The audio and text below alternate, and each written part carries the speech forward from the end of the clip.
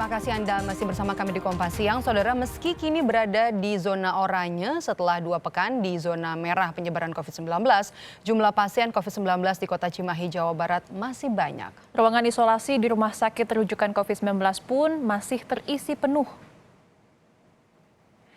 Kamis pagi ini 2 pasien suspek COVID-19 masih mengantre di ruang IGD RSUD Cibabat, Cimahi. Meski demikian, pihak rumah sakit terus menangani pasien sesuai dengan standar perawatan COVID-19. Menurut rencana, pihak RSUD Cibabat akan menambah total tempat tidur menjadi 68 tempat tidur. Namun baru bisa digunakan pada Januari 2021.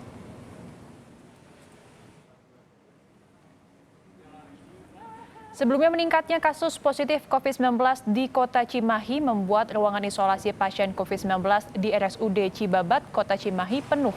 Bahkan ada sejumlah pasien positif COVID-19 yang menunggu perawatan di ruang IGD RSUD Cibabat. Tercatat ada 38 pasien positif COVID-19 yang masih dirawat di RSUD Cibabat. Bahkan 5 pasien yang terindikasi gejala COVID-19 harus menunggu di ruang IGD. Meningkatnya kasus terkonfirmasi COVID-19 ini membuat Kota Cimahi kembali masuk dalam zona merah penyebaran COVID-19. Dan informasi selengkapnya kita akan bergabung dengan jurnalis Kompas TV Ahmad Fadilah di Cimahi, Jawa Barat. Selamat siang Ahmad, kasus COVID-19 ini masih terus tinggi. Bagaimana dengan kapasitas perawatan RSUD Cibabat pada Kamis siang ini? Ya, Adisti dan saudara dapat saya laporkan hingga Kamis siang ini meningkatnya kasus COVID-19 di Kota Cimahi mengakibatkan rumah sakit rujukan COVID di Kota Cimahi mengalami penuh untuk ruang isolasi pasien COVID. Seperti di salah satu RSUD Cibabat Kota Cimahi, dari total 42 tempat tidur ruang isolasi terisi penuh. Bahkan kalau kemarin itu masih ada 5 pasien COVID yang mengantri di IGD, hingga siang ini masih ada 2 pasien dengan kasus suspek COVID-19 dan probable, di mana pasien tersebut masih menunggu hasil swab yang sudah dilakukan oleh pihak rumah sakit.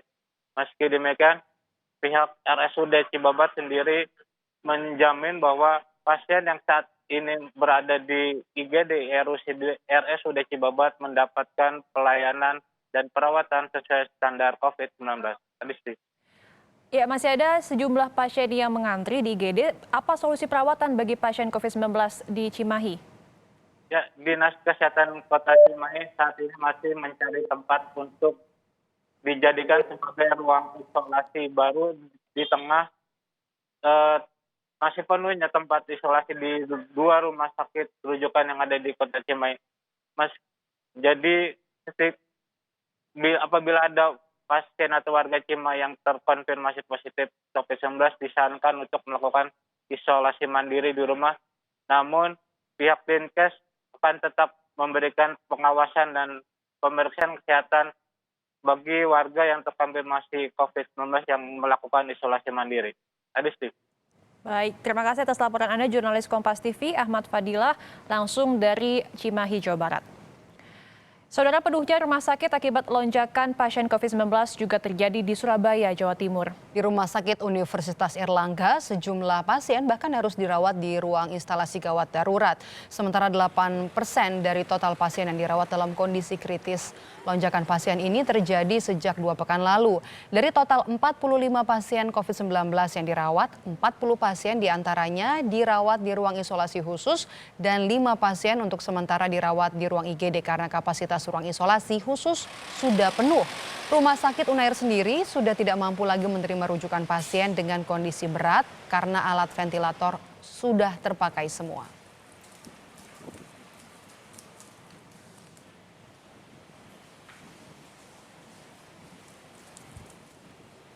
Untuk informasi selengkapnya kita langsung bergabung dengan jurnalis Kompas TV, ada Nyoman Denny di Rumah Sakit Unair Surabaya, Jawa Timur. Selamat siang Denny, jumlah pasien COVID-19 di sana terus meningkat. Nah, bagaimana pihak rumah sakit memastikan semuanya bisa terlayani?